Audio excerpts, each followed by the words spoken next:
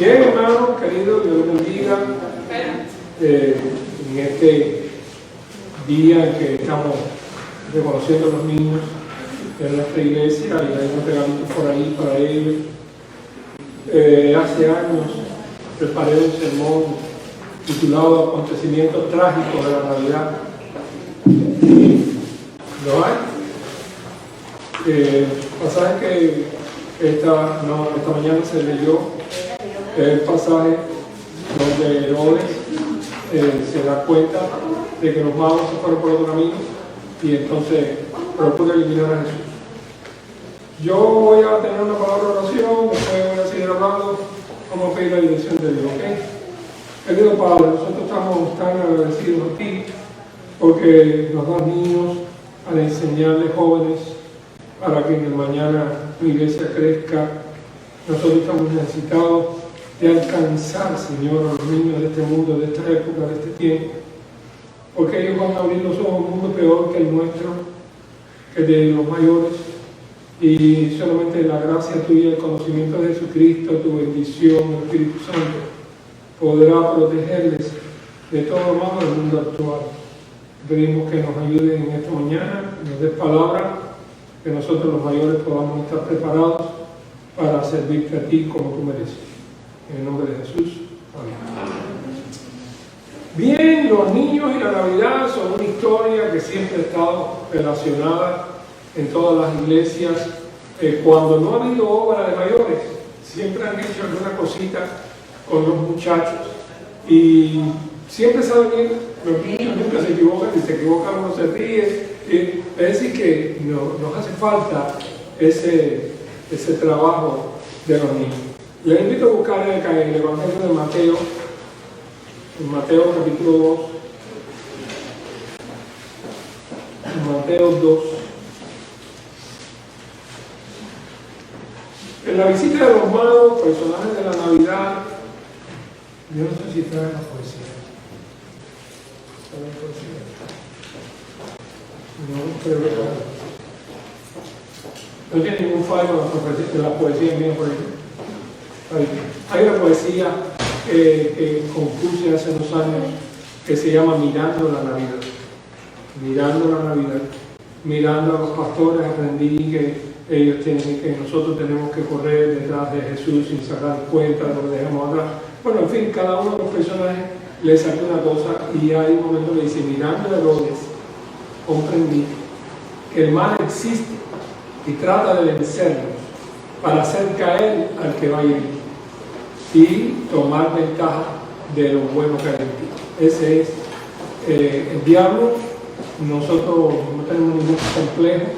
En el mundo existencialista de hoy, el diablo es una quimera, sin embargo lo sirven, le siguen y le obedecen. Así que quiero que en esta Navidad podamos poner la verdad de Cristo, la verdad de aquella historia maravillosa que algunos la aceptaron, la proclamaron, la predicaron y ha llegado hasta nuestros días. Hay detractores de la Navidad dentro del mundo evangélico. ¿Sabían eso? ¿Saben que hay gente que están escribiendo cosas en contra de la Navidad, que la Navidad no se celebre, cristianos, entre comillas? Y a veces pienso que no son cristianos, a veces pienso que son gente que se hacen pasar por cristianos, son ruselistas, o personas que creen que Jesús no es el Hijo de Dios. Personas dentro del mundo evangélico que, como Arrio, por ejemplo, en el tiempo antiguo, la media, que creían que Jesucristo fue un ser creado. Es decir, que él no era Dios hecho carne. Sin embargo, yo creo que la Biblia, nosotros los bautistas creemos que la Biblia es la palabra de Dios y creemos lo que dice de tapa a tapa. De tapa a tapa. No creemos en la Biblia de tapa a tapa. Pero yo estaba diciendo del grupo que estaba con nosotros en la clase congregado, que a mí me llama mucho la atención estos personajes enigmáticos que son nuestros antepasados, que son los magos. Porque los magos son gentiles. Los pastores son de aquella región, los pastores son israelitas, son gente que estaban esperando la consolación de Israel, esperando al Mesías, y ellos reciben al coro de ángeles. Un ángel les da un mensaje, y estamos acostumbrados a eso. En toda la historia de Israel estaba llena de ángeles, de proclamas, de mandatos, pero los magos no. Los magos vienen siguiendo la estrella y con un conocimiento que se va más allá del solo conocimiento de un astro que camina. Todo parece indicar que los magos son descendientes, vienen posiblemente de la gente de Sabá, que la reina, cuando fue a ver a Salomón, la reina de Saba, cuando regresó con su séquito, regresó con el conocimiento de las promesas de Dios de Israel, el conocimiento del Mesías, porque no hay otra manera de hablar de una manera así. Cuando Jesús nació en Belén de Judea, en el día del rey Herodes, vinieron del oriente a Jerusalén unos magos diciendo: ¿dónde está el rey de los judíos que ha nacido? Porque su estrella hemos visto en el oriente y venimos a adorarle. Hay elementos que se van del simple reconocimiento a un rey y estamos hablando de Dios, porque están dispuestos a adorarle. Pero no solamente eso, saben que es un rey y saben que es el rey de David, pero este es el rey de los judíos que ha nacido. Por eso es que Herodes se asusta, porque Herodes no era judío, aunque era judío de religión, se casó con la hija de un sumo sacerdote, y tratando de congraciarse con los judíos, empezó la reconstrucción del templo, el remozamiento del templo del año 37 antes de nuestra era, y el templo aquel que Zorobabel hizo cuando vinieron de Babilonia, él lo remozó, lo hizo más grande, gigantesco, una cosa gigantesca. Pero él era un usurpador, él no era descendiente de David, ni debía estar en el trono de Judea. Él era idumeo, edomita, descendiente del hermano de Saúl, el hermano de Jacob. Así que cuando llegan los magos con el pregón a la ciudad de Jerusalén, ¿dónde está el rey de los judíos que ha nacido? Porque su estrella hemos visto en el oriente y venimos a adorarle. Se pone como una bomba. Como que un grupo, no sé, llega a Venezuela y llega al palacio y dice: ¿dónde está Caprilli aquí? Queremos saludarle. Pues ¿cómo se llama este otro? Y entonces, ahí te cogen y te guardan. Así que quiero leerles, porque había un pregón antiguo sobre los magos, que seguramente alguien se acordará, que decía: ¿de dónde será?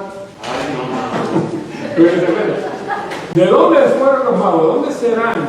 ¿Serán de La Habana? ¿Serán de Santiago? Yo quiero leerle Isaías 60, unos versos de Isaías 60. Dice: levántate, resplandece, porque ha venido tu luz y la gloria de Jehová ha nacido sobre ti. Vayan copiando estas palabritas raras. Nacido sobre ti, porque aquí tinieblas cubrirán la tierra, oscuridad las naciones, mas sobre ti amanecerá Jehová y sobre ti será vista su gloria. Estábamos diciendo que la palabra gloria, doxa, se relaciona con brillo o resplandor. Por eso es que cuando el apóstol Pablo está contando en Hechos 21 su conversión, él dice: y como yo no lo veía a causa de la gloria de la luz, usted se da cuenta de que ahí gloria significa brillo o resplandor. Así que esto es enigmático. Oscuridad de las naciones, mas sobre ti amanecerá Jehová y sobre ti será vista su gloria, y andarán las naciones a tu luz y los reyes al resplandor de tu nacimiento. Por favor, alza tus ojos alrededor y mira. Todos estos se han gustado, vinieron a ti. Tus hijos vendrán de lejos, tus hijas serán llevadas en brazos. Entonces verás y resplandecerá, se maravillará y ensanchará tu corazón, porque se ha vuelto a ti la multitud del mar, la riqueza de las naciones ha venido a ti. Multitud de camellos te cubrirá, dromedarios de Madián y de Efa. Vendrán todos los de Sabá, traerán oro e incienso y publicarán alabanza de Jehová. Por favor, si esto no es una profecía de los magos, yo no entiendo la Biblia. Pues con mucho menos que esto, en el Nuevo Testamento dice: y se cumplió lo dicho por el profeta Isaías cuando dijo. Y aquí hay muchos más datos. Pero cuando usted ve el mismo Isaías, En el capítulo 9 de Isaías 9, desde el 7 empieza la profecía de la Virgen que vamos con. Pero en el 8, Isaías 8 final, ¿qué decía andarán los tinieblas, oscuridad de la tierra, oscuridad de las naciones? Bueno, escucha lo que dice él en 8:21, Isaías 8:21, pasarán por la tierra fatigados y hambrientos. Acontecerá que teniendo hambre se enojarán y maldecirán a su rey y a su Dios, levantando el rostro en alto, y mirarán a la tierra, y aquí tribulación y tinieblas, oscuridad y angustia, lo mismo que dice él en 60. Y serán sumidos en las tinieblas, mas no habrá siempre oscuridad para la que ahora está en angustia. Dice, el pueblo que andaba en tinieblas vio gran luz, y los que moraban en tierra de sombra de muerte, luz resplandeció sobre ellos. Así que todo esto, oscuridad, la luz que llega, la luz que resplandece, la luz que guía, la luz que significa un nacimiento, todo esto son profecías escondidas. Lo único que faltó que alguien empezara a recoger en el Nuevo Testamento de esta profecía y empezara a predicar sobre ella, como Pablo hace a veces y otros escritores. Así que, si esto es cierto, si Isaías 60 habla de los magos, entonces tendríamos razón para entender entonces por qué ellos llegan con tanta seguridad de que es el rey de los judíos, que vienen a adorarle y que era la estrella que les estaba guiando a ellos. Dice allá al final de Malaquías, saldrá estrella a Jacob. Así que me encanta esto. La Navidad es una fiesta de luz. Amén, amén. Luz, nada de oscuridad, nada oscuro. Una casa de un cristiano oscuro está diciendo que no cree en Jesucristo que nació en Belén. Y yo les recomendé a los que estaban viendo los programas de Apocalipsis, ahora estamos en la ciudad celestial, descendiendo del cielo. Hemos pasado por el paso de profetas, Satanás, el milenio y todo eso, y ahora ya nos toca enfilar el final de la Biblia. Ahora, volviendo a Mateo, capítulo 2, llegan a Jerusalén porque estaban en el camino. No dice que vienen del oriente. Ustedes tienen Biblias que tienen abajo, atrás, tienen mapas. Cuando usted viene del oriente, de allá para acá, del este hacia el oeste, viene por ese camino que venía de allá, al norte de Jericó, por el lado de allá, pasando el Jordán, y tenía que venir por ahí. Y entonces usted se encuentra con Jerusalén. Belén está después. Así que ellos pensaron, cuando seguían la estrella estaba para allá, delante de ellos tenían una ciudad, y donde iban a ser un rey que no fuera la gran ciudad, la capital de aquella época. Y entonces ellos llegan y empiezan con este proclama, este pregón que era peligrosísimo, porque a Herodes le pudo haber dado la idea de matarlos a todos, meterlos presos y liquidarlos a todos. Pero bien, su estrella hemos visto en el oriente y venimos a adorarle. Una de las cosas que es bueno puntualizar, que vieron la luz, la siguieron, estaban seguros que era el rey y venían a adorarle. Esto tiene que haberle caído muy pesado a Herodes, por eso dice Mateo 2:3. Oyendo esto, el rey Herodes se turbó y toda Jerusalén con él. Posiblemente si eran tres tipos, como decía la tradición, Melchor, Gaspar y Baltasar. Eso ni se veía en la populosísima ciudad cosmopolita que era Jerusalén, con 12 puertas, y por donde quiera estaban entrando las caravanas que iban para acá, que iban para allá, tres tipos montaban camellos, o sea, ni se fijan del verbo que dice, pero era una caravana. Todo parece indicar que era un grupo grande que se atrevió a cruzar el desierto con riquezas para entregárselas a Jesús. Así que convoca a los principales sacerdotes, les pregunta dónde habían de nacer de Cristo. Ellos le dicen que en Belén de Judea y le recitan lo que dice Miqueas. Y tú, Belén de la tierra de Judá, no eres la más pequeña entre los príncipes de Judá, porque de ti saldrá un guiador que apacentará a mi pueblo Israel. Ahora yo les pregunto, ¿eran sonsos los escribas estos? Ellos eran sonsos, tontos. Ellos no podían entender que decirle todos esos pormenores a Herodes era poner en peligro la vida del Mesías. Se lo entregaron en bandeja de plata. Y ellos sabían que Herodes era un usurpador que Herodes estaba a favor del Imperio Romano y que Herodes estaba ahí con su brazo poderoso, mató a su madre, mató a alguno de sus hijos, acabó con aquel tipo de romano y él mataba a cualquiera que se le pareciera, aunque se le ocurriera, de que le iba a quitar el reino, él lo liquidaba. Así que de pronto, esta gente era para haber dicho, no, yo no sé, no sé, que decir la profecía de su no sé, pregúntale al otro, y el otro, no sé, pregúntale a un amigo de nosotros. Era para que hubieran escondido el mensaje que ellos sabían, pero eso lo dijeron.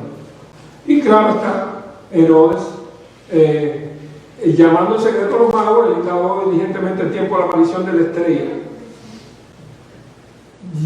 Llamó, o sea que averigua con ellos el tiempo de la aparición de la estrella.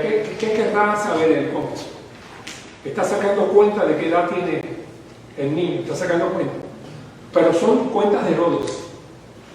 La teología de Herodes dice que después que ellos fueron para Belén, le buscaron, 9 dice, habiendo oído al rey, se fueron aquí la estrella que habían visto al oriente, iba delante de ellos hasta que llegando se detuvo sobre donde estaba el niño. Eso es lo que la Biblia dice.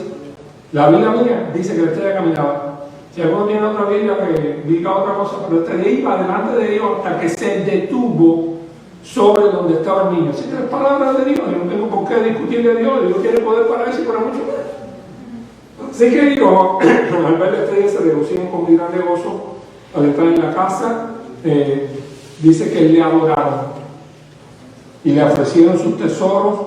Y ahí vienen el 12, pero siendo avisados por revelación en sueño que no volviesen Herodes, Dios se lo dijo. Dios le dijo, oye, para Herodes no vaya, ni vaya a decirle que está en la casa amarillita detrás del establo, no, tranquilo. Después que partieron ellos, y aquí un ángel del Señor apareció en sueño a José y dijo, levántate, toma al niño en su mano y huye a Egipto y permanece ahí hasta que yo te diga, porque Herodes va a buscar al niño para matar. Y efectivamente aquella misma noche se van José, María con el niño y arrancan. Ya no eran pobres, ya podían comprarse tranquilamente el último de los mejores carruajes que estaba a la venta en Belén, y posiblemente en un día o 2 días ya habían pasado el arroyo de Jaboc, donde se supone que fue la circuncisión del niño, y ya estaban en territorio de Egipto, ya no les podía hacer nada, porque todo depende del criterio que usted tenga. Dice que los magos llegaron 2 años más tarde. ¿Y a dónde fueron? El niño no estaba en Belén. El niño no lo iba a estar esperando en Belén 2 años. Esas son historietas. Yo se lo decía a los pastores el martes reunido, les dije, no cuenten historietas. Herodes muere en el mismo año que nace Jesús. Según los calendarios, Jesús nace en el 4 antes de nuestra era, porque había una diferencia de calendario. El 4 antes de nuestra era es el nacimiento de Jesús, y el 4 antes de nuestra era es la muerte de Herodes, y el 4 antes de nuestra era es la toma de posesión de Arquelao. ¿Ok? Así que usted no puede forzar la historia para que 2 años más tarde Herodes estuviera vivo todavía. No estaba vivo, estaba liquidado y hacia adelante. Así que viene la matanza de los niños, y entonces dice que la mentalidad de Herodes. Entonces Herodes, capítulo 2, versículo 16 de Mateo, cuando se vio burlado por los magos, se cansó de esperar, se enojó mucho y mandó matar a todos los niños menores de 2 años que había en Belén y en todos sus alrededores, conforme al tiempo que había inquirido de los magos que vieron la estrella. Así que esa es la técnica de Herodes. La teología de Herodes es que Jesús debía tener 2 años. Estaba equivocado. Y yo no tengo por qué seguir la teología de Herodes. Además, si la estrella apareció 2 años antes del nacimiento, es lo que yo creo, para que ellos se pusieran y pelearan con las mujeres que le iban a decir que no los dejaba ahí, no, tú estás viejo ya, no puedes pasar el desierto, que mira que los ladrones te van a matar. Ellos tuvieron que preparar eso y moverlo durante mucho tiempo. Aquello tuvo que convertirse en un plan hasta que llegó a ser una realidad. Así que hacía falta un poquito de tiempo para que los magos pudieran decidirse salir. Y los relojes de Dios no se equivocan. En Gálatas capítulo 4, versículo 4 dice: cuando vino el cumplimiento del tiempo, Dios envió a su Hijo, nacido de mujer, nacido bajo la ley, para que redimiese a los que estaban bajo la ley, a fin de que recibiesen la adopción de hijos. Cuando vino el cumplimiento del tiempo. ¿Qué tiempo era que fue que se tenía que cumplir? Porque siglos antes hubiese hecho falta el Mesías igual. 7 siglos antes, 8 siglos antes, hacía falta el Mesías. Pero Dios esperó al tiempo propicio, y nosotros nos tenemos que dar cuenta de eso. Cuando estudiamos geografía bíblica en el seminario, una de las cosas que se barajeaba era que si Jesús hubiese nacido en el imperio babilónico, cayó el imperio y ya no se hubiese conocido en el mundo, no había nada en el imperio babilónico que trascendiera los siglos. Después vino el imperio medo-persa. El imperio medo-persa pasó lo mismo, cayó, racatapum, y desapareció. Viene el imperio griego, pero cuando viene Alejandro el Grande viene con el griego, y el griego se convierte, así como aquí el inglés, el griego se convierte en el idioma del imperio. La filosofía, que fue importantísimo para que los hombres buscaran lo espiritual, y cuando cae el imperio griego, ya el griego está como un idioma general del imperio. Vienen los romanos y entonces ellos aseguraron el país. Los bandidos tuvieron que irse por otro lado. Los caminos fueron empedrados. Las guarniciones romanas estuvieron en todas partes. Y los caminos se hicieron más seguros que nunca. Y se produce aquello que se llama la Pax Romana, que era la paz de los sepulcros, ¿sabes? Entonces sí, se la liquidaron. Entonces se hizo mucho más seguro el movimiento de los misioneros por los caminos y por todas las carreteras de aquel entonces. Y también la jurisprudencia romana llega hasta nuestros días con una tremendísima solidez en cuanto a los sistemas judiciales. Y eso permitió que se guardaran muchos récords, muchos, de todas aquellas historias, de todos los edictos y de una serie de cosas, que si no llega a ser el Imperio Romano, con su avance extraordinario, la idea que Dios quería que se extendiera, no se hubiese extendido tanto.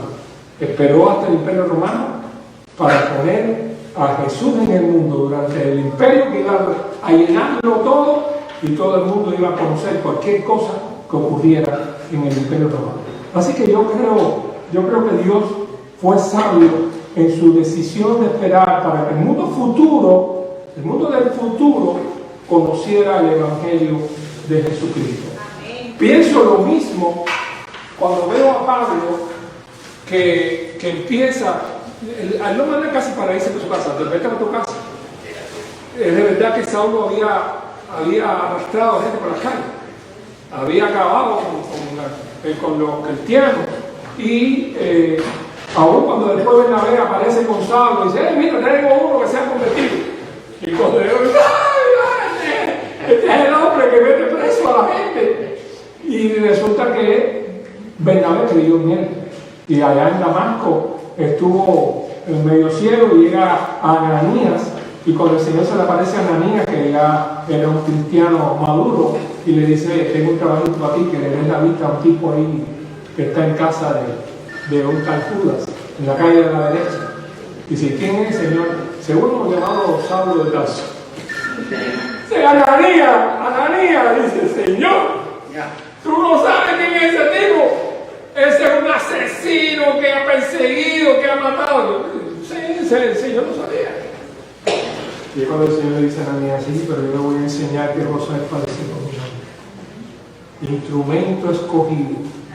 Y a partir de ese momento, este hombre, el perseguidor de los cristianos, con un conocimiento de letras y de idiomas, se convierte en un misionero a los gentiles.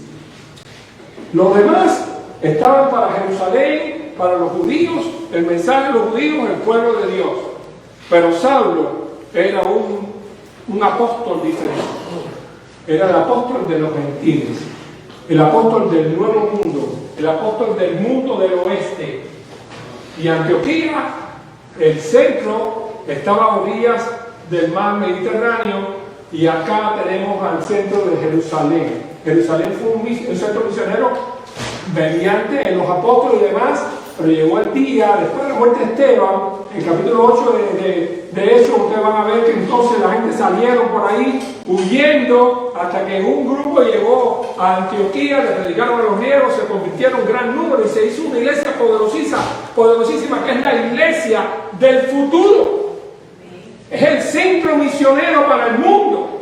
Y ahí, Saulo de Tarso, que ahora se llamaba Pablo, hizo su centro misionero. Y Bernabé, y después vino Silas, y empezó a correr el evangelio hacia el nuevo mundo, hacia el imperio romano, greco-romano. Y hacía falta eso. ¿Y por qué no nos quedamos todos aquí en Palestina, en los territorios? No, porque en el año 70 Dios sabía que en el año 70 iba a venir Tito y Vespasiano con sus hordas romanas, iban a arrasarlo todo, iban a quemar el templo, iban a matar a todos los judíos, no iban a dejar a nadie allí, y que el imperio romano en el 135 de nuestra era los iba a botar, iban a poner ídolos en donde había estado el templo, y les había dicho a los judíos que se fueran, que jamás en la vida pusieran un pie ahí en Jerusalén. Y así fueron separados y botados de su tierra a los judíos en el año 135. Pero ¿saben qué? Ya Ananías y Zafira habían muerto y todas estas cosas, pero ahora estaba Pablo, tenía varias congregaciones allá en Asia Menor, y Aquila y Priscila y Timoteo fueron extendiendo el evangelio hacia el nuevo mundo, hacia el mundo de las letras griegas, hacia el mundo de nosotros, hacia acá, porque Dios dice que los caminos del Señor son más elevados que los caminos de los hombres. Nosotros no podemos entender las cosas que Dios hace, y las hace todas con sabiduría. Dios preparó a la iglesia del oeste para acá. Cuando estaba estudiando historia del cristianismo recientemente, me enteré de algo que yo no sabía, y es que también hubo misioneros hacia el oriente, también, que llegaron hasta Yugoslavia y todo eso por ahí para allá. Cirilo escribió la Biblia en siriaco, y bueno, todo eso es lindísimo, cómo el evangelio también se extendió hacia el este, pero nosotros no tenemos muchos datos de eso. Casi todo lo que tenemos, eso es lo que Lucas escribió con Pablo, del avance del evangelio hacia el Mediterráneo, hacia Asia Menor, hacia Roma y hacia todos esos lugares. Así que Dios, los relojes de Dios no se atrasan, no se adelantan. Dios tiene un día para cada cosa. Y si tú miras para atrás de tu propia vida, en esta semana estaba oyendo el testimonio de mi compañero de seminario, Pepito Moliner, que por cierto se le murió la esposa hace un par de semanas, 3, y muy triste porque era amiga de nosotros, que los niños de ella crecieron con los Herminia, con nosotros en Cuba, y él estaba diciendo que su llamado fue un día que iba en bicicleta, que se cayó y que una guagua casi lo mata, y estaba debajo de la guagua allá en Cruz. Y yo tengo un llamado también, el Señor me dio vida, a mí me sacaron de abajo de una General Motors, aquella Canberra grandísima, que por un tilín yo tocaba así la goma, porque me caí en patín, yo andaba en patín, y yo quería hacer y tocaba la goma. ¿No? ¡Qué casualidad! Un llamado al ministerio, era un compañero mío, y tuve una experiencia parecida, de que un día en nuestra historia Dios cambió el derrotero, cambió. Y me recuerdo que el pastor, el doctor Barrero, que estuvo por aquí el otro día cuando venía de Fort Worth, él estuvo diciendo que en las encrucijadas de los caminos a veces ponían cruces, porque dice que tenía miedo, porque esos lugares estaban llenos de demonios, para que tú escogieras el camino malo. Hay momentos en tu vida y en la mía que Dios se paró en el camino, que si llegas a coger el otro, te pierdes. Hay un momento que lo vas a reconocer, si te pones a hacer historia de tu vida pasada, vas a encontrar un momento en que una decisión permitió que estés aquí en esta mañana. Que podías haber estado en otro lugar. Yo me bajé de una guagua cuando iba a ser un deportista internacional. Y eso significó que el Señor me usara en el ministerio estos 50 años. Así que yo no creo que todo esto sí, el diablo tiene su plan, pero Dios también. Y Dios impidió que Herodes pudiera matar a Jesús y matar a los niños, o sea, la descendencia de Jesús, pero sí mató a los niños de Belén. Y se cumplió una profecía que decía, grande voz que fue oída en Ramá, grande lamentación, lloro y gemido, Raquel que llora a sus hijos y no quiso ser consolada porque perecieron. Así que sí, no se imaginen que las cosas de Dios vienen sin sufrimiento. Es imposible que una bendición tan grande como la entrada de Dios al mundo no tuviera un ataque satánico para tratar de quitarle brillo, esplendor y bendición. Todo lo bueno que haces y lo planeas, dilo bajito, ¿sabes? Y en oración, y sobre todo cuando Dios te da una victoria, ten cuidado como la cuentas. No la vayas a contar dándote golpe de pecho, voy a hacer que se te eche a perder, porque hay oídos que tratan de quitarte las bendiciones de tu vida y las bendiciones de la iglesia. Los niños son la esperanza del mañana. Los niños son la esperanza del mundo. ¿Quién dijo eso? Los niños son la esperanza del mundo. Los niños son la esperanza de una iglesia.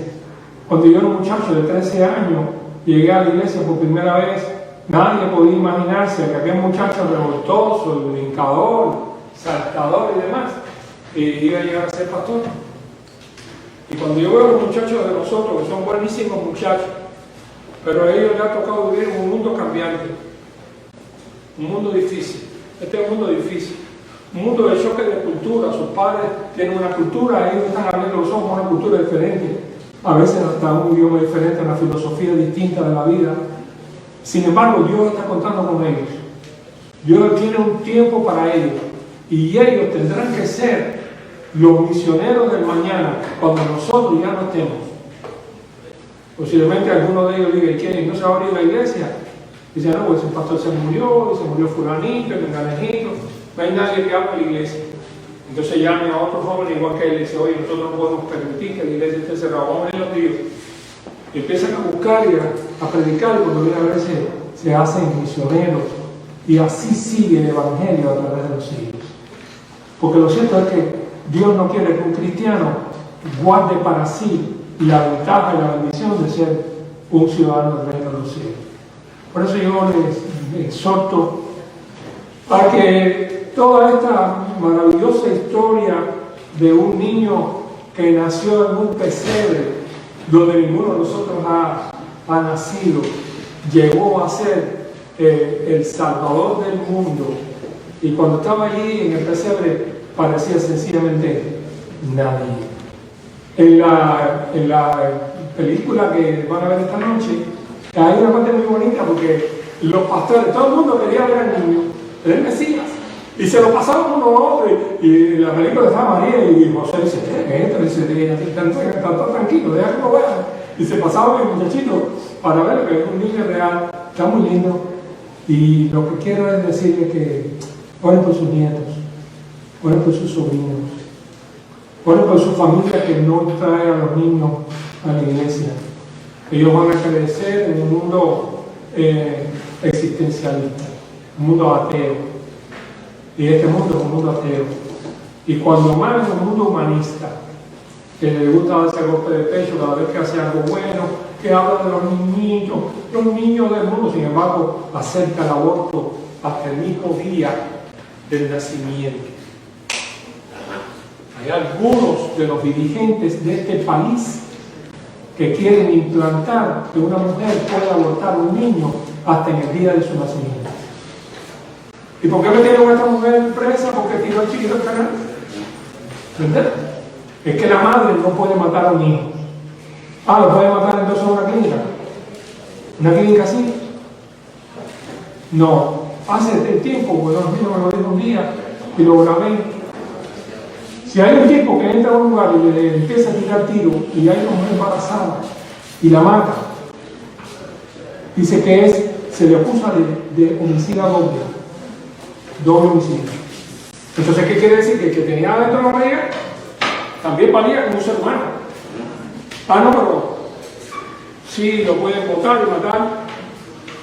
Y yo creo que hay que orar mucho para que los niños que no han nacido nazcan y que este mundo pueda poblarse de los cristianos y que nosotros no tengamos miedo de compartir con otros la palabra y que no haya ningún temor en decirle a una persona: mira, hay una actividad en la iglesia de Navidad como aquí la tiene, o un tratado misionero para que sepa quién es Jesucristo. No podemos vivir con temor, no podemos caerle bien a la gente. Nosotros lo que tenemos que caerle bien es a Dios y a Jesucristo que murió por nosotros en la cruz. Tenemos un amigo que dio toda su vida por nosotros. Y muchos de mis compañeros del deporte, mis compañeros de la secundaria, no eran cristianos, pero me veían a mí fajado y defendiendo la fe en los plenos estudiantiles. Y también después, muchos de ellos los llevé a la iglesia. Y no tuve ningún temor en invitarlos, porque ellos a veces están totalmente desorientados. Oremos por los niños del mundo, sobre todo los niños que están cerca de ti, los niños del vecino. Yo me acuerdo que en la época nuestra en Cuba había hermanas que eran unas hechas para adelante, detrás de la oye, vecina, ¿quieres matar a los niños de la iglesia conmigo? y claro, vivíamos en ese mundo, ¿no? Y decía: ah, sí, está bien, déjame arreglarla, no tienes que ponerle tanta cosa. Y le daban los niños a la vecina para que entonces la vecina los llevara a la escuela dominical, y esos niños eran los primeros convertidos de esa familia, y después ellos llevaban a los padres, y después ellos iban a un seminario, y después ellos llegaban a ser instrumentos de Dios en su historia. Y aquella mujer que tocó en la puerta, que le pidió a la vecina los niños, quizás nadie sabe ni cómo se llama, ni ellos mismos se acuerdan de la mujer que lo llevaba al cultico. Sin embargo, para Dios son bien conocidos. Todo el que guía a un niño a Jesús va a tener una recompensa de profeta. Que Dios les bendiga, Dios bendiga a los niños de esta iglesia, Dios bendiga a los niños de cada uno de vuestras casas, de vuestra familia. No tenga pena con sus hijos, pídale a sus nietos para traer a la iglesia.